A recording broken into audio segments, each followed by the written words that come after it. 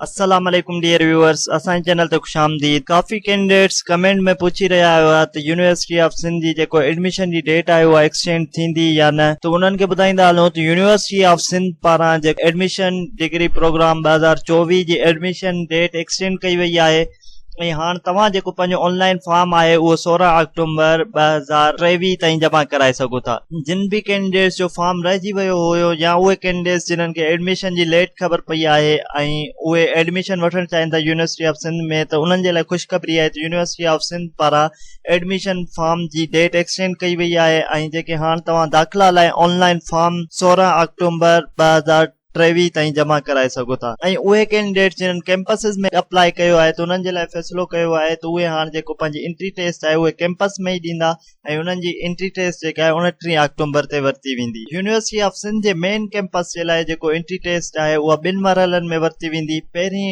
Date जेका आहे entry taste जी उहा 12 अक्टूबर आहे ऐं जेका सेकेंड डेट आहे ॿिए मरहले जी टेस्ट आहे उहा 29 अक्टूबर 2023 ते वरिती वेंदी।